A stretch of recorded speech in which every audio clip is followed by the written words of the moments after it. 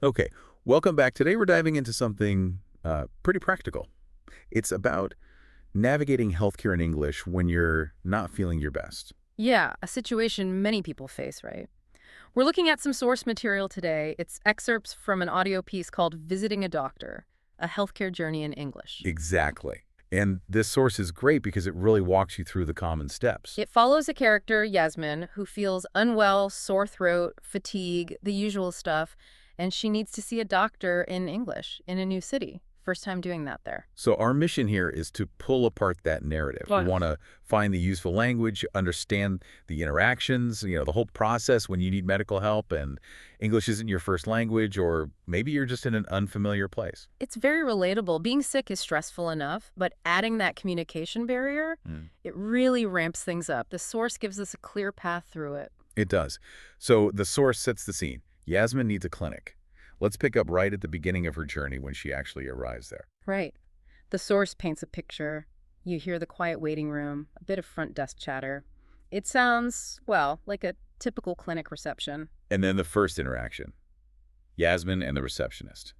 The source has the receptionist saying something like, "Good morning. How can I help you?" Standard opening.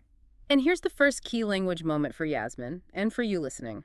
How do you state why you're there? Her response in the source is really effective. "Hi, I'd like to see a doctor. I'm not feeling well." Super simple, right? I'd like to see a doctor. And why? I'm not feeling well. That's it. Cuts right to the chase. It tells them exactly what you need. Then comes the expected question, "Do you have an appointment?" And Yasmin says, no, but I was hoping to see someone today. This tells us she's probably at a walk-in clinic, which the source confirms is often the setup. Yeah, and what's interesting is how smoothly it goes. The receptionist just says, "That's fine. Please fill out this form, and the nurse will call you shortly." So even without an appointment, just stating the need clearly worked out. It shows that in some places, like the clinic described, that direct approach is okay. It really does. And knowing that can reduce a lot of anxiety about that first step. Definitely. So takeaway number one for you. Keep it simple at the front desk. "I need a doctor. I'm sick." Makes it much less daunting. It's the essential opener. Okay, so Yasmin gets the form done. The source then moves on to the next stage. Euching with the nurse. Yeah, you hear a door, a knock. The nurse calls her name. Hi, Yasmin, please come with me, and tells her what's happening next. We'll check your temperature and blood pressure first. Clear instructions. Which is helpful, sets expectations. Yeah. Then the nurse asks that key question, "What seems to be the problem today?" Right. This is where you need to describe your symptoms. And Yasmin does it well in the source. She says, I've had a sore throat for 3 days and I feel very tired. My head hurts too. Notice the details there. Not just what sore throat, tired headache, but how long. For 3 days. That duration is so important for the medical staff. Tells them if it's sudden or ongoing. Absolutely. And the nurse digs a bit deeper. "Have you had a fever?" Another crucial symptom. Yasmin's answer is specific again. Yes, a little bit. Mostly at night. See, not just yes or no. When it happens mostly at night, that adds another layer of useful information. Exactly. So for you, describing symptoms clearly, mentioning how long you've had them and maybe when they're worse, that gives the nurse and doctor a much better picture to work with, helps them help you. Makes total sense. Yep. Okay, nurse has the basics, taken vitals. Now the source takes us in to see the doctor. Scene 3. We're in the doctor's office now. You hear some typing maybe, Dr. Patel reviewing her notes. He introduces himself. And then he asks Yasmin to go over it again. "Hello, Yasmin. Can you describe your symptoms again?" Which is common, right? You often have to repeat things. So Yasmin tells him, maybe adding a bit more detail this time, I have a sore throat, then adds some body aches, I feel weak, and mentions her voice is a bit hoarse too. Those phrases, body aches, feel weak, hoarse voice, they're really common ways to explain feeling generally unwell, like with a cold or flu. Being specific helps. And based on all that, Dr. Patel gives his assessment. Sounds like a viral infection. Then he moves to advice. Right, he says something like, "I'll prescribe something to help with the pain and fever. You should rest, drink plenty of fluids, and avoid cold drinks." Standard advice for a virus. It links directly back to her symptoms. Sore throat, aches, fever.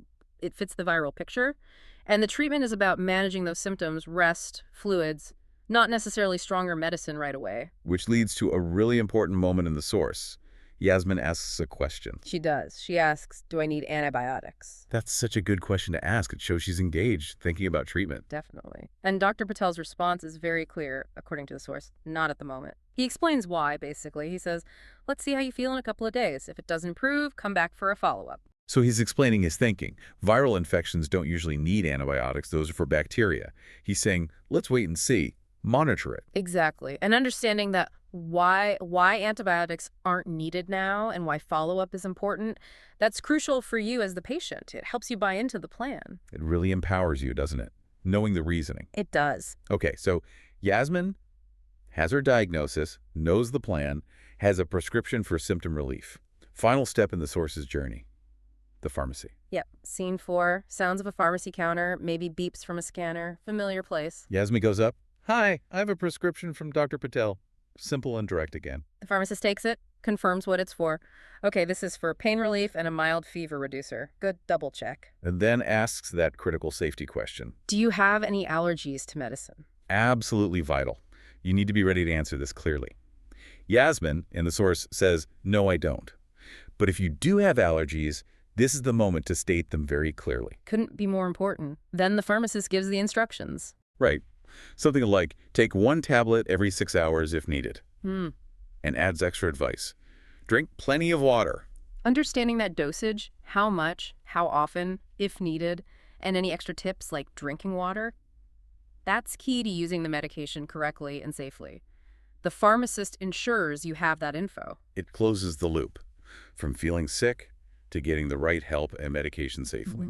So let's just pull together the main takeaways from this source about Yasmin's journey. Well, what we saw is that it's manageable, right? Going to the doctor in English, even when you're feeling vulnerable, it breaks down into these key steps. Yeah, like stating your need clearly at the start, describing symptoms with details how long, when they're worse. Asking questions, like Yasmin asking about antibiotics, and then carefully understanding the instructions, especially at the pharmacy with dosage and allergies. And the source really highlights that simple, direct phrases are your best tools.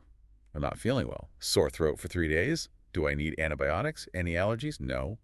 These make a huge difference. Knowing the likely process and having these phrases ready can just, lower the stress level quite a bit. It makes you feel more in control, more like an active participant. Exactly. It turns something potentially overwhelming into a series of manageable steps. Just like the source showed with Yasmin's experience. So this deep dive into that specific source really gave us practical steps and language. Super useful for a common, sometimes stressful situation. It really underscores how powerful clear communication is, especially when you're not feeling 100%. So here's something to think about, drawing from this. When you are feeling unwell, maybe in a new place or using a language you're less comfortable with, how much does being able to clearly state your needs and really understand the answers change that whole experience for you? And taking it a step further, what other crucial life moments, navigating bureaucracy, handling emergencies, could benefit from that same kind of simple, focused language preparation? Something to mull over. Yeah. That wraps up this deep dive.